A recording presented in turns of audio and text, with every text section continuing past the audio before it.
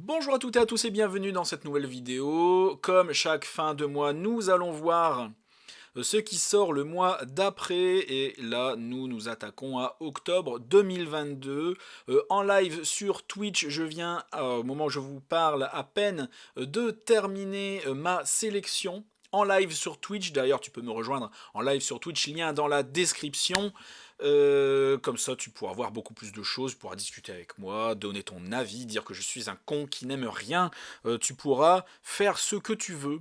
Donc, lien dans la description. N'hésite pas à venir t'abonner à Twitch, Alistair Live. Et donc, j'ai retenu une bonne dizaine de livres.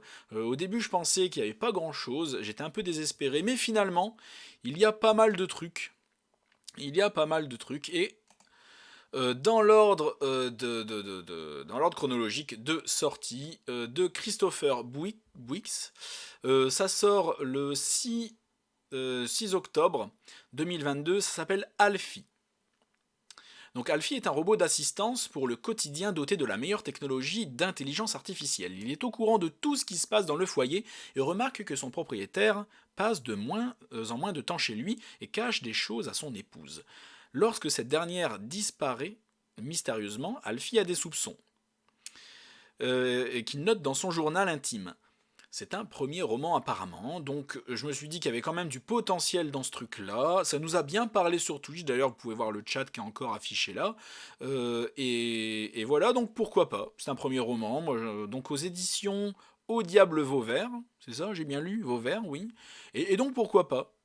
Je sais pas si je le lirai, en tout cas pas tout de suite, j'attendrai peut-être de voir l'avis de mes petits camarades, mais je suis très intrigué. Déon ou Déon, je sais pas comment on dit, meilleure cupidité, ça sort également le 6 octobre, aux éditions Gallimard, donc série noire Gallimard. Donc Benny Grissel et Vogne, Cupido, j'ai peur de dire, prononcer les mots, les noms pas comme il faut. Donc ravalés au rang d'enquêteurs de base pour avoir enfreint les ordres de leur hiérarchie, soupçonnent leur punition d'être liée au meurtre en plein jour d'un de leurs collègues et aux lettres anonymes qu'ils ont reçues récemment. Mais ils n'ont pas le loisir d'approfondir la question car on les charge d'élucider la disparition de Kali, brillant étudiant en informatique. Dans le même temps, Jasper Boonstra, milliardaire et escroc notoire, confie à une agente immobilière accablée de dettes la vente de son prestigieux domaine viticole, conscient de que la commission de 3 millions de rand, donc ça doit être une monnaie, je sais pas trop ce que c'est, si vous le savez dites-le en commentaire, ça m'intéresse, réglerait tous les problèmes de la jeune femme. L'homme d'affaires exerce sur elle un chantage qui la met au pied du mur. A priori, il n'y a aucun lien entre les deux affaires, sauf le lieu Stellenbosch, au cœur des vignobles du Cap. Mais lorsqu'elles convergent, la cupidité se révèle à leur moteur commun. Pourquoi pas. Donc ça n'a pas l'air non plus foufou. Moi, ça m'attire pas plus que ça, mais ça m'a intrigué suffisamment.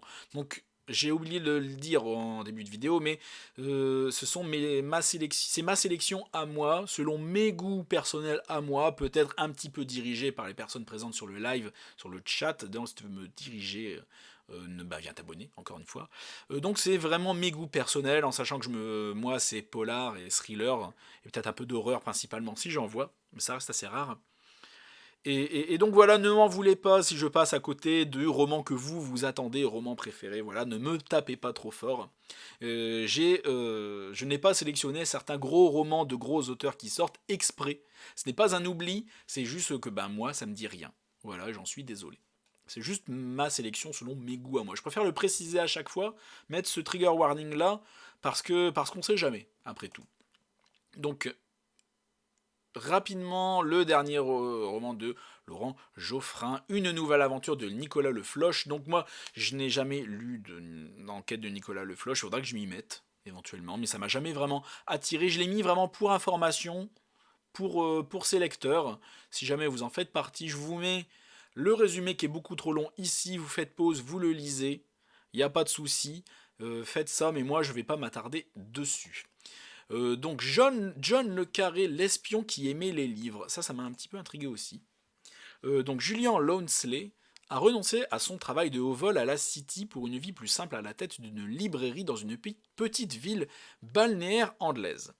Mais après seulement quelques mois dans sa nouvelle carrière, Edward, un émigré polonais, se présente à sa porte avec un très vif intérêt pour la nouvelle entreprise de Julian et une grande connaissance de son histoire familiale. Et lorsqu'une lettre arrive à la porte d'un chef espion à Londres, l'avertissant d'une fuite dangereuse, les investigations le conduisent dans cette paisible petite ville du bord de mer.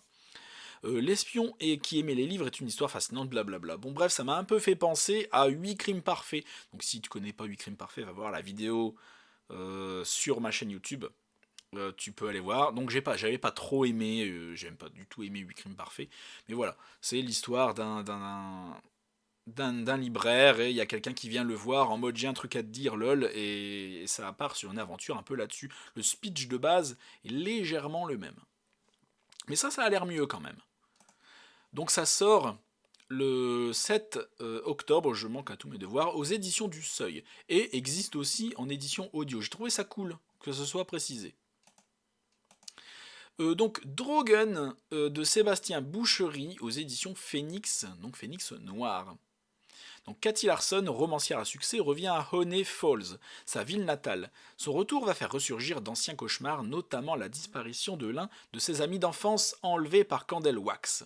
Ne pouvant résister à la tentation de régler ses comptes avec son passé, Cathy Larson décide de retrouver l'homme acquitté au moment des faits et d'en finir avec lui. Mais son chemin est jalonné de pièges et de dangers car Candlewax reste l'assassin machiavélique qu'il a toujours été. Une curieuse alliance va alors devoir se former et un duel à mort s'engager. Bon, ça a l'air classico-classique, ça a pas l'air foufou, ça m'a intrigué, je me suis dit pourquoi pas. J'attends de voir les retours de mes petits camarades chroniqueurs et chroniqueuses, si jamais je tombe dessus. Je ne le lirai pas, très clairement, mais je me suis dit pourquoi pas, en tout cas pour info pour vous. Donc j'étais obligé de le sélectionner, le dernier Patrick Sénécal, donc pardon, il sort le 10 octobre, donc aux éditions Phoenix Noir, hein, voilà. Le dernier Patrick Sénécal, donc Résonance, Ramsey Litera, voilà. On connaît Patrick Sénécal, très connu. Donc je vous laisse là, le résumé là.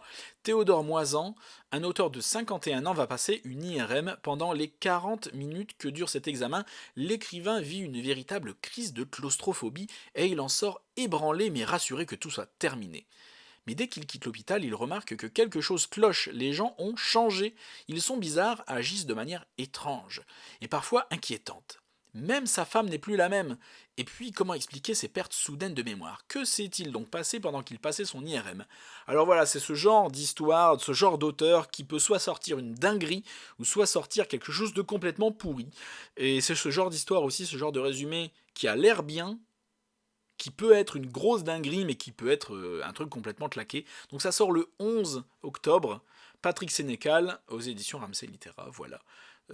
J'étais obligé de le sélectionner. Bon, ce sera la nouveauté du mois que je vais lire, parce que ça parle d'Agatha Christie, parce que je suis obligé de débunker les très certaines bêtises que ça va raconter. J'ai fait un bond sur ma chaise quand j'ai vu ça, vous pouvez demander à ceux qui étaient présents dans le chat, mon Dieu que j'ai réagi fortement. Donc, de Bénédicte Jourgo, je ne sais pas comment on prononce ça, je suis désolé. Donc c'est aux éditions Moisson Noire. Le crime parfait d'Agatha Christie. Il y a déjà 10 bêtises différentes dans ce résumé de 10 lignes. Donc 1926, Agatha Christie disparaît pendant une dizaine de jours. Cette disparition survient suite à la demande de divorce de son mari qui la trompe avec sa secrétaire. Agatha Christie décide de quitter l'Angleterre pour la Turquie, mais son voyage est compromis de toutes parts. Départ, il la conduira sans que cela ne soit prévu à être au centre d'une énigme policière. 2 meurtres sont commis sur un bateau. À Athènes, Agatha Christie mène l'enquête pour prouver au commissaire Craddock qu'elle n'est pas coupable. Donc, vous connaissez, si vous me connaissez un minimum, mon avis là-dessus. Vous savez ce que j'en pense. Et ce n'est pas du bien, donc je vais le lire quand même, parce que c'est du Agatha Christie, ça parle d'Agatha Christie, et Agatha Christie est un thème récurrent sur ma chaîne, un des grands thèmes de ma chaîne, donc je vais le lire et donner mon avis qui sera certainement négatif, et j'en suis désolé, je vais pas tarder parce que je dois bientôt m'en aller. Donc de Philippe Génada, sans preuve et sans aveu, donc ça a l'air d'être plutôt... voilà, c'est quelque chose qui... C'est du décortiquage d'affaires judiciaires par rapport à une injustice. Je vous laisse lire le résumé. Mais voilà, c'est un dossier qui est un peu décortiqué. Et donc ça a l'air très intéressant pour ceux que ça intéresse. Voilà, je vous le laisse là, j'essaie de faire assez vite.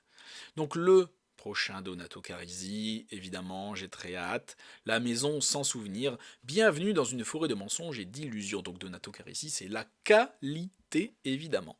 Les faits évoqués dans le rapport de la police locale semblent anodins. Peu après l'aube, 2 promeneurs découvrent une voiture abandonnée dans les bois en Toscane, le pneu arrière crevé et les portières ouvertes. Mais un détail interpelle les forces de l'ordre, elles remarquent les traces d'une tentative de fuite et les effets personnels d'une mère et de son fils disparus depuis des mois. Lorsque l'adolescent réapparaît seul dans la vallée de l'enfer, il se déclare l'auteur d'un crime effroyable. Et pourtant l'hypnotiseur florentin Pietro Gerber, appelé à l'aide sur cette enquête, soupçonne que quelque chose d'autre, plus sinistre encore, est à l'origine du mal. Dès lors, les événements macabres se multiplient et Gerber se retrouve piégé dans une énigme meurtrière où sa vie et celle du garçon seront gravement menacées. Et ça a l'air très bien comme d'habitude. Donc ça sort le 12 octobre aux éditions Calman Levy, Donato Carisi. On n'est jamais déçu. C'est pas le cas forcément de Giacometti et Raven où je n'avais vraiment pas aimé 669. Mais là, ce n'est pas la trilogie du Soleil Noir. C'est Antoine Marcas et celui-là m'intéresse déjà beaucoup plus. Donc l'ultime secret des Templiers en 1229, Terre Sainte, alors qu'une mystérieuse secte d'assassins fait régner la terreur. L'empereur mystique Frédéric II, l'ordre des Teutoniques et les chevaliers templiers s'affrontent pour retrouver le secret des secrets. De nos jours, Antoine Marcas part en quête du véritable livre d'Enoch, un manuscrit apocryphe convoité par les startups de pointe.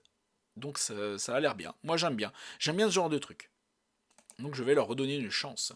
Et pour terminer, le manuscrit de Luc Fivet. Ça sort donc le 12 octobre aux éditions JC Lattès.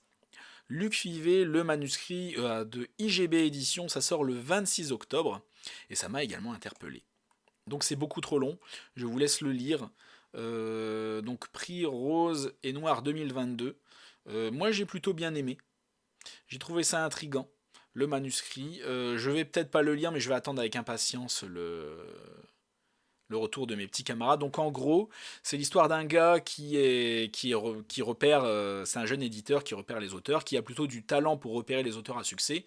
Il y a un gars qui lui donne une clé USB avec un roman dessus, il le lit, c'est le roman de sa vie, le truc c'est du génie. Sauf qu'il y a une de ses collaboratrices qui lit les premières lignes, qui reconnaît un roman qui date des années qui date de très longtemps, pas des années 40, un truc comme ça.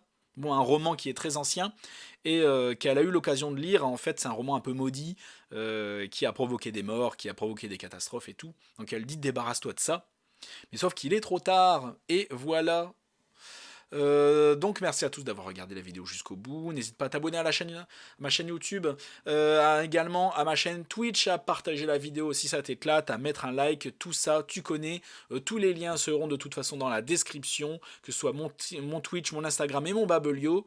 Je pense que ma nouveauté du mois, ce sera le livre d'Agatha, de Bénédicte Jourgo, qui parle d'Agatha Christie, parce que je suis obligé d'en parler parce que ça parle d'Agatha Christie. En tout cas, merci à tous et à la prochaine chez Alistair.